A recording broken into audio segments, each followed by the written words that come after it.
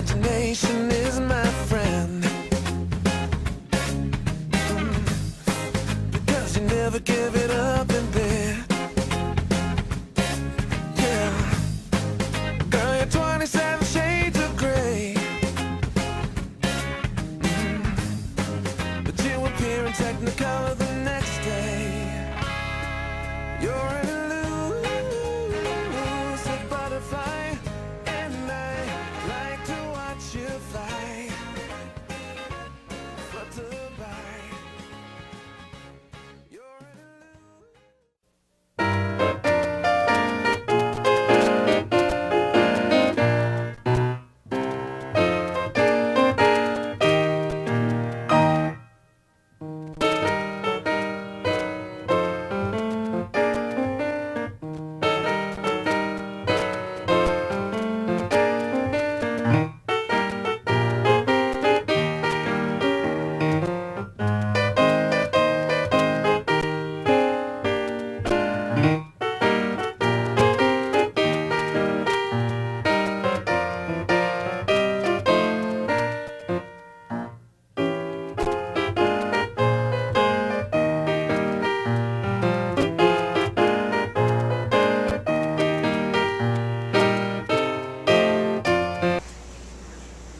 Welcome to the 2011 Golden Teddy Awards. We're really excited to be here, and we're excited to be doing this for the first time live on the internet.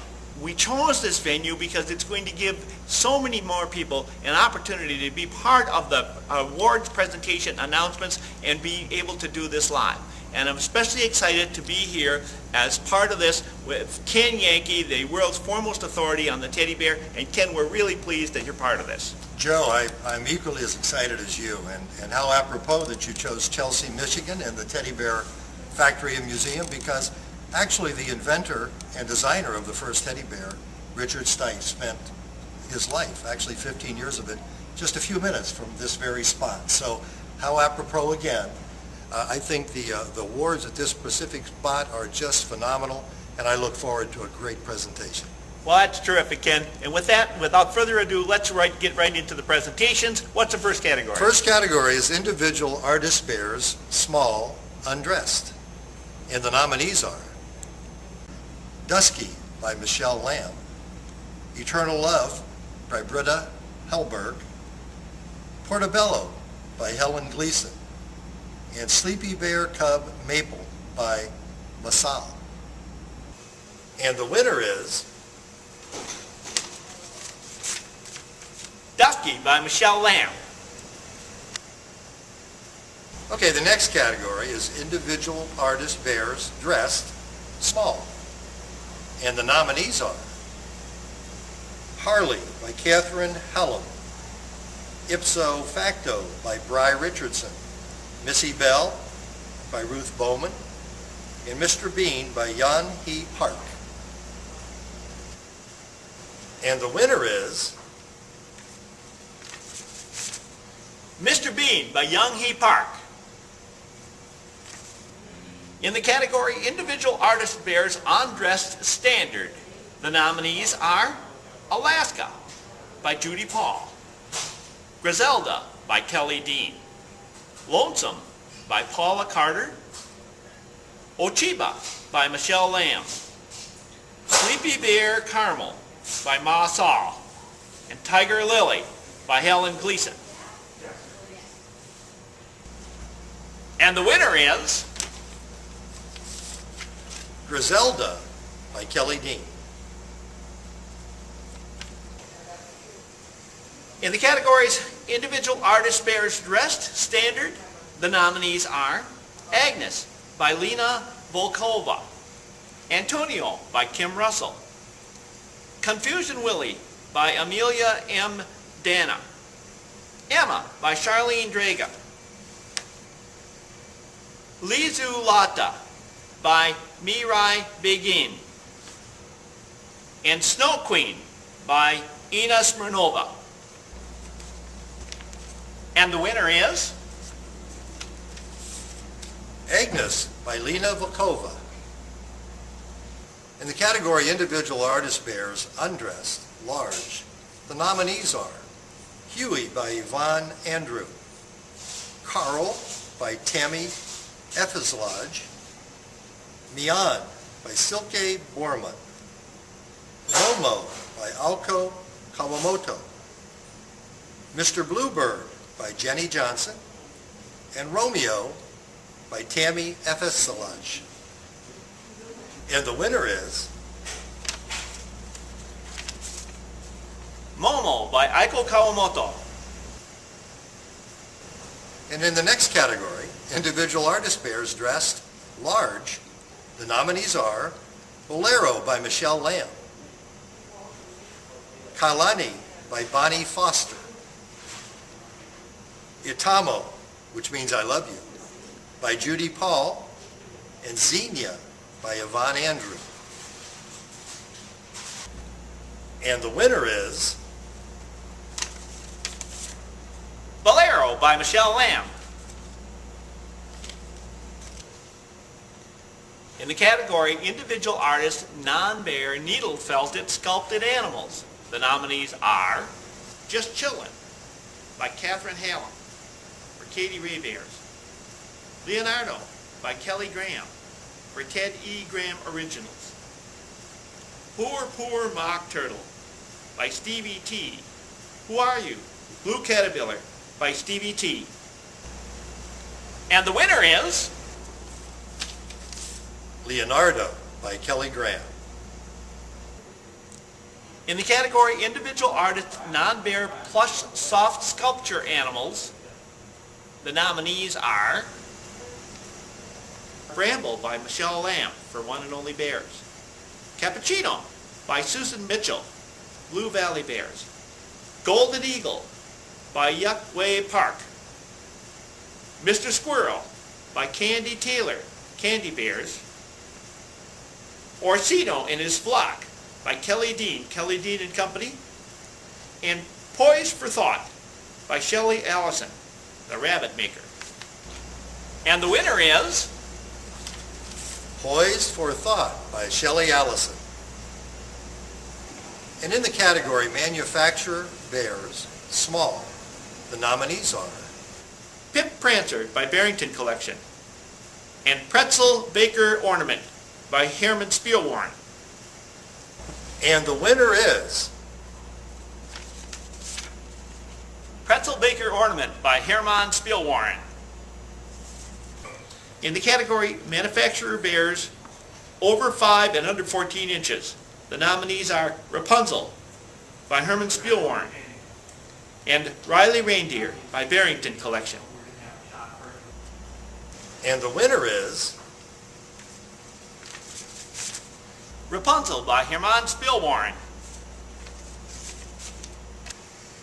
And in the category Manufacturer Bears Large, the nominees are Aurora 30th Anniversary by Aurora World, and Betsy and Bongo by Barrington Collection.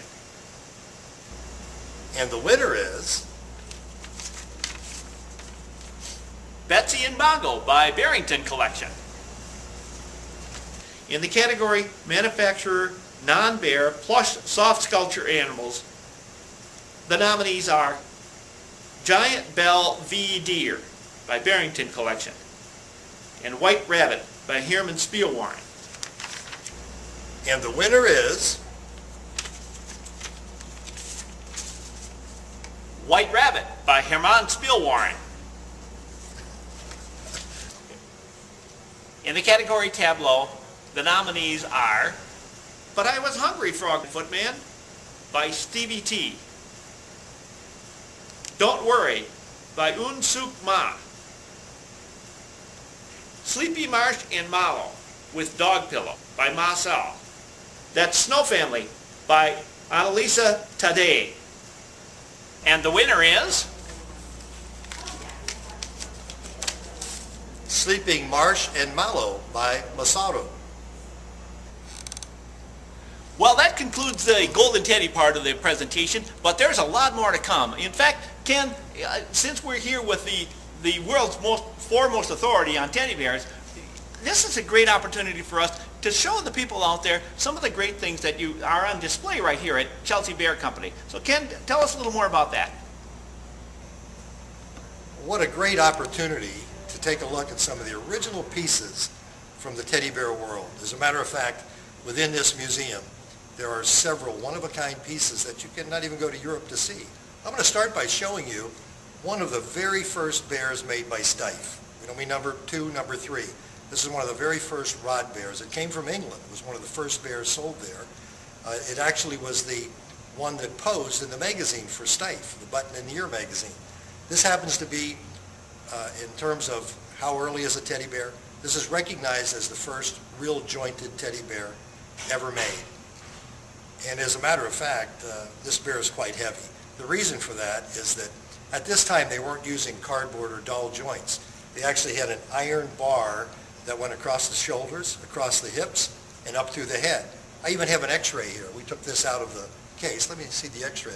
See if you can get a look at this. The only way to really identify this bear, you can see the iron bars going across the shoulders, up to the head, and down across the hips. Now this rod bear was only marketed for about a year, and the oldest teddy bear in existence today is a rod bear. Anything earlier than that, no one has found. Okay. Just so you know, if you look at this cartoon up here to the right, that's a picture of Teddy Roosevelt that appeared in 1902 in the Washington Post, and in that picture it says drawing the line in Mississippi. Now if you'll notice to the right, it's got Clifford Berryman and the year 1902. Nobody knows this but me, but it'll be in an issue of Teddy Bear Review soon. That is actually a re-released cartoon that was not released until January of 1907. 1907. The original, and the reason they put the date on there is that Berryman went to the Washington Star and copyrighted his work and took and re-released it there. And then the world got to see it. The one that appeared in 1902 has no dates, no signatures. All it has is the newspaper date at the top of the Washington Post. That's the only paper it appeared in. Now, in 1902, when it first appeared, when it says drawing the line in Mississippi, he had gone down to actually settle a boundary dispute between Louisiana and Mississippi. And he had a few days down there, and they arranged a bear hunt. Well, he didn't get a bear, obviously. So on one of the last days, one of the people in the party actually caught, tied to a tree, about a 200-pound black bear. And they summoned the president and says, we've got something for you to shoot. Well, the president, being a sportsman right away, said, are you kidding? My sons would never speak to me again if I even thought about something like that. So the next day in the Washington Post, that cartoon appeared. And it says, drawing the line in Mississippi. It shows Teddy with his hand out, like he won't have anything to do with shooting that little bear cub. Now, from that day forward, in November of '02, Clifford Berryman, the cartoonist, political cartoonist, drew hundreds and hundreds of cartoons with Teddy Roosevelt at his desk with a little bear sitting on a book, sitting on his shoulder. So the bear became known really as Berryman's bear and Teddy's bear. Now, the reason we point to Teddy's bear is that in 1906, this little prayer was copyrighted, and to jog my memory, was by Guston, E.W. Guston, and it was Glendenning who did the drawing. Anyway, in 1906, this was copyrighted. The reason it's so unique, it was found again in an obscure place in Cleveland, Ohio, and I can tell you how I did it. But anyway, the reason this picture is so unique is that, remember I said earlier that bears were made for boys? Well, when this was written in 1906, there was no such thing as a teddy bear. No such thing as a teddy bear. The bears that were sold were called pets, or they were called barley.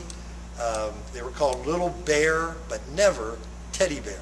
So when this was written, remember the word teddy bear was never used, but in this prayer, which is one of the few things I can recite, you're going to hear the story of the bear, and it's all right here, where it fit into history. And it goes like this. Dear God, I often heard my grandma tell how children ought to teach their dolls to pray. But little boys can't do that very well because we don't use dolls when we play. So I brought to you my teddy bears. And I hope that what they say will be all right, that you'll listen to their master's prayers, keep us safe until the light. And when I grow up big, let me be the president. And if that won't do, a pirate with a ship upon the sea, or a policeman, whatever pleases you. And bless all those I love and make them be your children, dear, like Teddy's bears and me. Now, the reason that's so unique, I said, first of all, I don't play with dolls, so I brought to you my teddy bears. When he said teddy bears, that's the first time in print the word teddy bears was ever used.